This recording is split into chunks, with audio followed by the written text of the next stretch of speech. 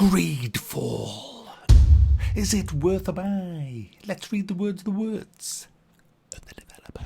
Engage in a core role-playing experience and forge the destiny of a new world seeping with magic and filled with riches, lost secrets and fantastic creatures. With diplomacy, deception and force, become part of a living, evolving world. Influence its course and shape your story. Guys, before I get into the actual game, what it's like as an RPG, what the combat's like, what the AI's like, what the story's like, let's quickly have a look at the options you get for this. You get a reasonable sprinkling of graphical options and audio options in this. You can rebind all your keys. I never had any issues with that whatsoever. So overall, options wise, it isn't really a problem. You can alter your UI as well, and there's multiple game difficulty levels. This review was done on normal difficulty because I'm a normal guy. Graphics wise, it looks alright. It looks fine actually. I mean, some of the scenes and the scenery looks really nice. Some of the characters look a bit off. The voice lip syncing is absolutely atrocious. Sometimes if you just switched the audio off and looked at the lips, they'd be saying whereas in the actual game they're saying, "Follow me, I'll take you to a safe place over that hill." The story is based around 4 different factions. At least I think there's 4 factions. I can't even remember how many factions there are. But basically there's the religious factions that are at war with each other, that hate each other. You've got your native factions that are kind of been retrained after they've been discovered and made to feel totally inferior. This game does pick on some very dodgy issues. It really does. Such as brutality in the army is another one. There was a whole big quest. It took us about an hour to get through all of that, and I really enjoyed that quest actually. It was a really odd quest that I've never really seen tackled before in a video game, and I think they did a good job of it, to be honest with you. So yeah, it touches on some things, and you as the main protagonist of the game, you spend a lot of time toing and froing between all the different factions, trying to prevent a war in some cases, and all the time you're trying to find a cure for this disease, and you're trying to find that with the help of the other people in the world, because they've all pretty much heard of it and they all have their own ways of going about getting the cure. So that's the main story, but it branches off with loads and loads of different side quests as you meet each different faction. You can see the villains straight away. You can tell who's going to be a bastard. It's pretty kind of pantomime kind of characters in this, and as you go through the game you just think, yeah, I'll be killing you in about 10 hours time, and that's the way it kind of goes. You have multiple dialogues when you're talking to these people, but it's not done in a very good way. In fact, you know what, all through this review I'm going to be saying that it's not done in a very good way, because although this has pretty much everything you'd want from an RPG, not one of them is done in a good way, which is the big problem with Greedfall. The conversations are pretty boring, to be honest. Although the story is decent at times, and other times it's really good. Some of the things that you say aren't very good. You don't get a lot of the options that I would like, and sometimes they make absolutely no difference which way you actually say it, because the outcome's identical. Same with the way you can do some of the missions, stealthing or killing everybody, and it sometimes, because I've reloaded the game, didn't seem to have any detrimental consequences at all to my game progress. I mean, I murdered a lot of people from one of my companions' village, and she didn't give a fuck. It was just, yeah, alright. I mean, these people everything you do in an RPG should have a consequence, which is why it's called an RPG. But in this game, you might lose a reputation point here, there, but it doesn't really matter in the grand scheme of things. You can pretty much do what the hell you want, which is a good thing, because I like to do what I want in an RPG, but I do like consequences. This falls into the same trap as Witcher 3. You can walk into anybody's house, loot what the hell you want, and no one gives a fuck. Whereas in reality they would, so it's hardly an RPG when you can do basic stuff like that. I mean, they need to start. These people who make RPGs, you know what they need to do? They need to, as part of a course before you are allowed to make an RPG, they should be forced to play Morrowind, Oblivion and Skyrim all the way through. Oh, and Fallout 3, by the way. They should be forced to do all of that before they can then make an RPG. You could even throw Baldur's Gate into that, and many others. I know what you're saying.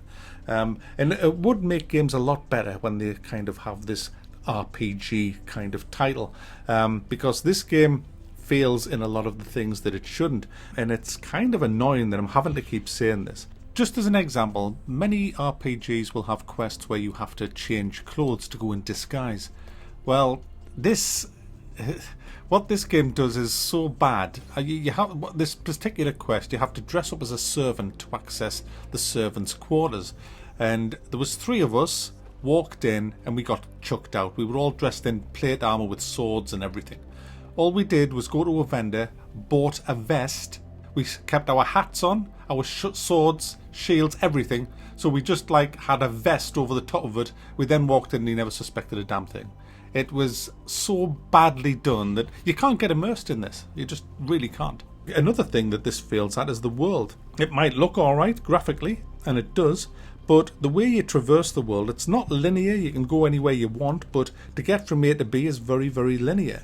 And it reuses the same areas over and over again. The amount of times I've ran past certain rock formations in forests, and worse still, palaces. I went to see this guy in a palace, and the first time I went in, it was like, oh yeah, nice big palace. Then I went to see another guy from a completely different culture, and his palace was the same fucking one, with the same rooms. It was identical.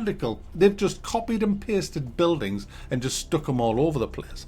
And this is where Witcher 3 really shone. You know, the world of the Witcher 3 it was crafted with passion. It was just gorgeous. And when you play Witcher 3 and then you play this, it's like night and day. The actual world, just travelling around the world is pretty much a pain in the arse, and this running everywhere. You know, you can take a stagecoach if you like to get there quicker, but the whole way the zones are linked in this is just bloody unimmersive and horrible when you compare it to the likes of Witcher 3. And that's a big shame, really, because this is priced roughly the same price as Witcher 3. I mean, on Steam now, this game is $43.99. You can get it a lot cheaper, by the way, on Green Man Gaming if you click the link in the description of this video. It's also on special with a code as well, so there you go. So the problem for me just playing the game was how unimmersive it was. It sets itself out great to start with. You can choose either a male or a female to play. You can put your attribute points in. You can choose your class, whether you want to be a mage, a fighter, a ranged attack. I chose mage because I love the whole magic in RPGs, and it all seems to be doing well. You have 2 companions that you get. You get more than 2. I've got about 7 or 8, but you can only have 2 with you at any time when you're doing quests. So you kind of choose whether you need a tank, whether you want ranged, whether you want another magic, whether you need a healer, which is all great. You can change their uniforms, the gear. It's all gear related with levels, this game. The usual, you know, green, blue, epic, orange, and with the gear, so you can change all the gears, the weapons and everything. But what you can't do is change the stats, which is kind of annoying, because you might have a weapon that one of them can use, but because they don't have enough points in strength, they can't use it, and you can't put or tell them to put points in strength. It's just as you level up, they level up, and it just seems to have a set way that they're leveling up, which is bloody annoying. You can change all your own attributes. You can pick your skills. I picked all my talents and my skills up to leading to this big AoE. It's called Storm, which is a really overpowered ability that I use. I'll talk a bit about the combat now, because this is one of the worst things about this game. The combat's totally broken, in my opinion, if you're playing a ranged class such as a mage. You only have a few abilities regardless of the class that you play. I think I've got 4. 4 abilities as a mage, can you believe that? 4 abilities. And it basically revolves around spamming missiles and stunning them. And then all that builds up fury. When your fury's built up enough, you can use a big heavy attack to do a lot more damage. And that's exactly the same way all classes work. For example, the guy with a sword, you do light attack, and that builds your fury up, and then you just hit them with a big heavy attack. That's how it works. As you get higher level, you choose newer abilities, but you still don't get many. I think I've got 5 now at level 17, and it took me 17 hours to get to level 17, by the way, to give you an idea. And I'm already arena champion as well, which felt wrong. I didn't feel like I should be arena champion at level 17, but that's how good my AoE is. And that's how the combat goes. But the big problem with the combat is, When you're playing a ranged attacker, you do not want to be up close to the enemy. So what do? You back off. You use snares and traps, which you can build and create in this game, depending on your class. For me as magic guy, I use stasis, which freezes them for a couple of seconds, just allowing me to back off a bit more to hit them with some more range. Problem is, they reset. If you walk even about 10, 15 feet away from the enemy, they reset. They go back.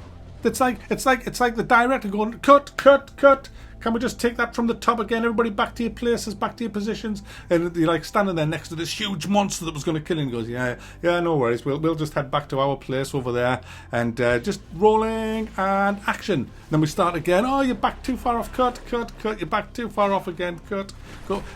This is supposed to be fucking immersive. I'm sorry, but that is not fucking on in a game like this. It's almost like people take the masks off and all the actors is underneath saying, all right, let's just reset that scene again, you know. And this happens all the time as a caster, because constantly I'm pulling back all the time to get me distance. And I had to unlearn how to play a mage. I literally had to unlearn the mage class and start getting in closer and using stasis to actually win the fights. But, you know, I kind of got used to it after 17 hours and it didn't bother me as much as it did.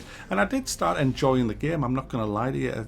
It became fun. I became obsessed with getting more gear, becoming more powerful. I love powerful mages, and I am a powerful mage now, and I am enjoying it a hell of a lot more. It's really, really good fun at times, some of the battles you get into, but there's not enough variety of enemy, there's not enough variety of scenery.